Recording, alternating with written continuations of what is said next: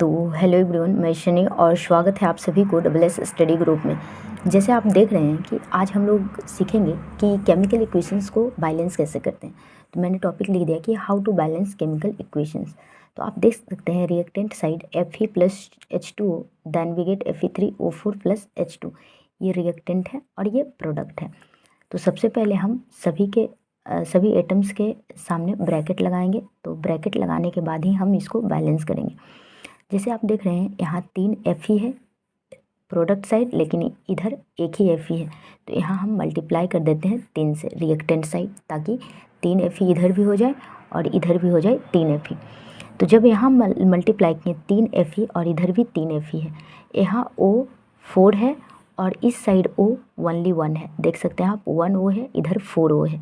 तो आप यहाँ क्या करेंगे, बाहर में मल्टीप्लाई करेंगे 4 से, क्योंकि अभी जस्ट बताए थे कि ब्रैकेट के बाहर ही आप मल्टीप्लाई और जो भी कर सकते हैं। तो 4 किए तो यहाँ H2O तो 4 हो गई बैलेंस, इस साइड भी, लेकिन H2 यहाँ 4 × 2 8 हो गई, बट इधर H2 सिर्फ 2 है। तो यहाँ पे भी 4 से मल्टीप्लाई करना पड़ेगा, तो 4 × 2 8 हो गई। अब आप देख सकते हैं कि Fe आपका 3 इस साइड भी है और 3 इस साइड भी है। 4 × 2 8, H2 इस साइड भी है, 8 H2 इस साइड भी है। और आप देख रहे हैं कि O4 इधर भी है, 4O इधर भी है। तो अब आपकी ये इक्वेशन बैलेंस हो चुकी है। लिखेंगे दिस इज बैलेंस्ड इक्वेशंस। अब आप क्या करें, इसको फिजिकल स्टेटमेंट में कैसे लिखेंगे वो ध्यान से देखना है। तो इसमें क्या करेंगे, जो सॉलिड है उसको सॉलिड लिखेंगे, जो लिक्विड है उसको लिक्विड लिखेंगे, जो गैस है उसको गैस लिख करके और डायरेक्ट इसको लिख देंगे balance equations with physical states.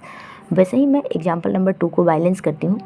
आप देख सकते हैं इधर Mg को देखिए, Mg इधर 1 है, इधर भी 1 है, तो इक्वल है Mg, दोनों both side equal. But O इधर 2 है, बट इधर O 1 है, तो इधर रिक्वायर्ड है 2O। तो 2O इधर हो गई तो Mg भी 2 हो गई। तो यहाँ लेकिन Mg 1 ही है, तो इस साइड भी 2 से मल्टीप्लाई करना पड़ेगा। तो आप इसका इधर साइड भी 2Mg हो गया, इधर साइड भी O2 हो गया, इधर साइड भी 2MgO हो गया। तो ये हो गई आपका बैलेंस्ड इक्वेशंस। आई होप कि ऑलमोस्ट आप समझ गए होंगे। ऑलरेडी हम लोग पहले पढ़ चुके थे कि बैलेंस इक्वेशंस या केमिकल रिएक्शंस कितने प्रकार की होती हैं। तो टाइप्स ऑफ केमिकल रिएक्शंस में जो थर्ड टाइप है वो है डिस्प्लेसमेंट रिएक्शंस। ये क्या होती है डिस्प्लेसमेंट रिएक्शंस? तो आप देखेंगे कि डिस्प्लेसमेंट रिएक्शंस क्या होती है कि the reactions in which more reactive element displaced. ध्यान से सुनना है कि डिस्प्लेसमेंट रिएक्शंस जो हैं, the reaction in which more reactive element displaced less reactive element from its solutions. अब देखें जो ज़्यादा रिएक्टिव हैं, जैसे Fe देख सकते हैं और CuSO4। तो SO4 ज़्यादा रिएक्टिव है, तो ये रिप्लेस्ड कर लेंगे किसको, Fe को, और Cu को अलग कर लेंगे। तो वही यहाँ लिखा हुआ है कि the reaction in which more reactive element displaced less reactive element from its solutions. जो ज़्यादा हाई रिएक्टिव एलिमेंट्स हैं वो लेस रिएक्टिव एलिमेंट्स को रिप्लेस्ड कर लेंगे, डिस्प्लेस्ड करके, और वो क्या करेंगे, अपने स्थान को, पोजीशंस को चेंज कर लेंगे। तो यहाँ CuSO4 जो थे, वो CuSO4 जो थे ज़्यादा रिएक्टिव एलिमेंट थे, तो वो क्या किए हैं, लेस रिएक्टिव एलिमेंट को हटा करके मोर रिएक्टिव एलिमेंट के साथ इक्वेस्ट करके और Cu को अलग कर दिए। तो ऑलमोस्ट ये समझ गए होंगे कि आप क्या है ये। उसके बाद है high reactive element displaced with less reactive element. मैंने यहाँ एग्जाम्पल में लिख दिए, तो उसी को कहते हैं डिस्प्लेसमेंट रिएक्शंस, जहाँ हाई मोर रिएक्टिव एलिमेंट जो है डिस्प्लेस्ड कर लेंगे लेस रिएक्टिव एलिमेंट को। उसके बाद आते हैं आपका नंबर 4 में double displacement reactions. Double displacement reactions क्या है कि a reactions in which new compounds are formed by mutual exchange. Mutual exchange क्या होती है, ध्यान से सुनना, ऑफ आयंस बिटवीन 2 कंपाउंड्स। आपको ये चीज़ अच्छे से पता होंगी कि बेरियम 2+ होती हैं, तो SO4 की वैलेंसी 2- होती हैं। तो जो ये टू डोनेट करेंगे, लेकिन ये 2 गेन करने वाले हैं, तो डोनेट और गेन ऑलमोस्ट इक्वल रहेगा, तो दोनों आपस में कंपाउंड बनाएंगे। कंपाउंड बना के दोनों एक दूसरे को क्या करेंगे, एक्सचेंज करेंगे। तो क्या है, वही लिखे हैं कि डबल डिस्प्लेसमेंट रिएक्शंस क्या करती हैं, a reactions in which new compounds are formed by mutual exchange of ions between two compounds, दो कंपाउंड्स के बीच ये आयंस को क्या करते हैं, एक्सचेंज करते हैं। जैसे प्लस हैं, 2+ ये डोनेट करने वाले हैं, 2- ये गेन करने वाले हैं। तो जैसे एग्जांपल्स में लिखी हूँ Na2SO4 ये एक्वस सॉल्यूशन से बेरियम क्लोराइड, एक्वस से बेरियम सल्फेट ये सॉलिड बन गया है, क्योंकि दो आयन SO4- थी, Ba+ थी, तो ये दोनों एक्सचेंज की, और Na2Cl2 ये दोनों एक्सचेंज करके अलग बन गए।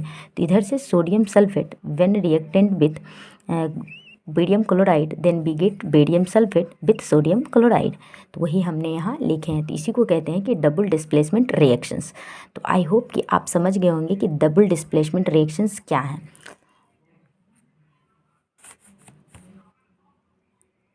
अब आप देख सकते हैं कि एक टर्म आपकी बुक में यूज हुए हैं, प्रेसिपिटेट्स। प्रेसिपिटेट्स क्या है?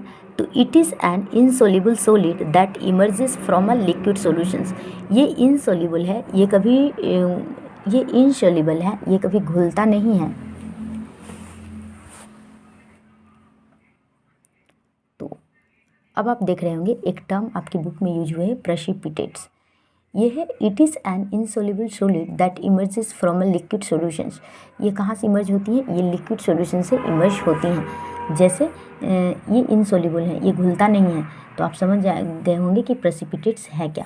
अब आती है नंबर टाइप्स 5 में आती है ऑक्सीडेशंस एंड रिडक्शंस। तो अभी हम लोग जानेंगे कि what is mean by oxidations and reductions and what is difference between both. तो आप देख सकते हैं ऑक्सीडेशंस लिखे हैं कि the additions of oxygen to substance the removal of hydrogen from a substance. Oxygen जो है ये रिप्लेस्ड कर लेते हैं हाइड्रोजन को रिमूव करके, उसी सब्सटेंस को ऑक्सीडेंट कहते हैं।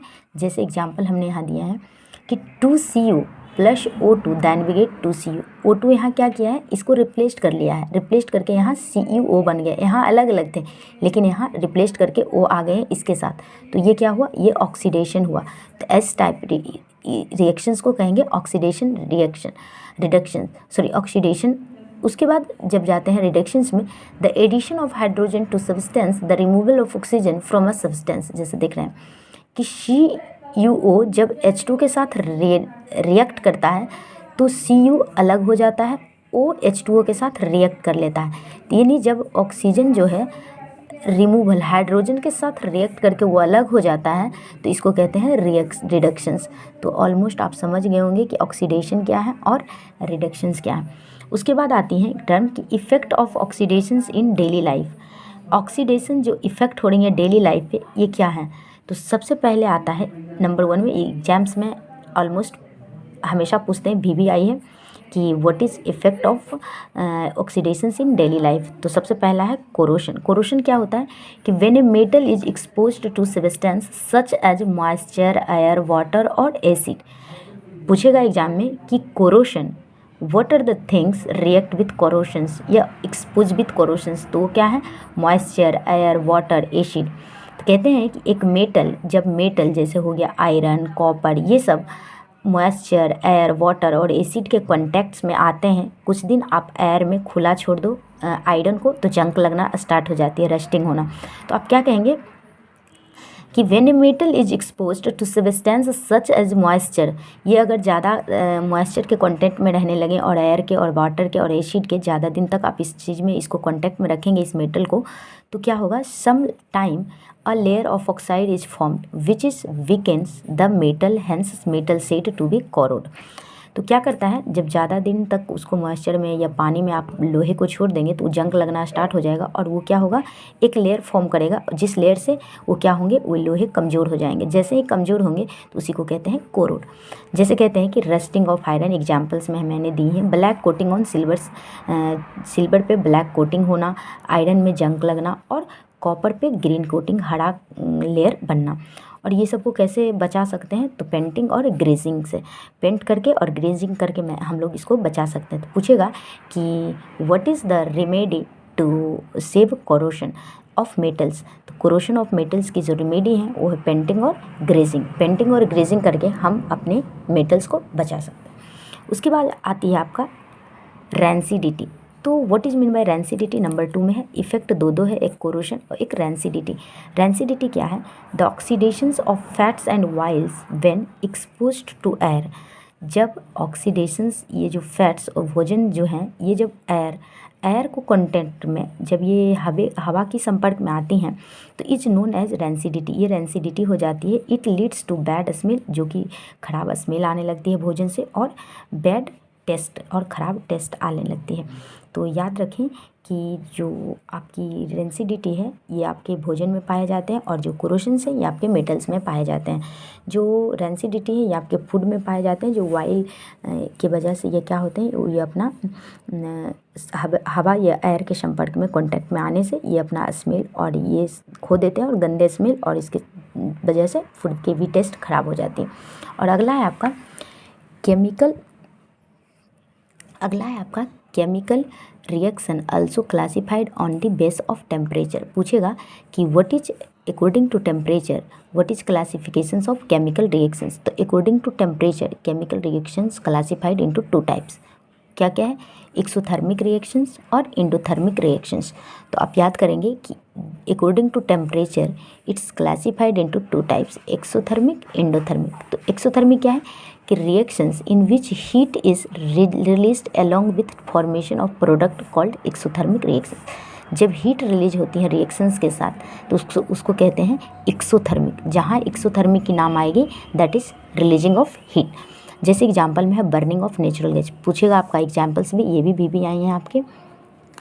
तो पूछेगा कि बर्निंग ऑफ नेचुरल गैस किसकी एग्जाम्पल्स है, तो कहेंगे एक्सोथर्मिक रिएक्शंस के। जैसे CH4 जो गैस हैं ये O2 गैस के साथ रिएक्शन करते हैं तो CO2 गैस रिलीज करते हैं और 2H2 गैस भी रिलीज करते हैं और हीट रिलीज करते हैं।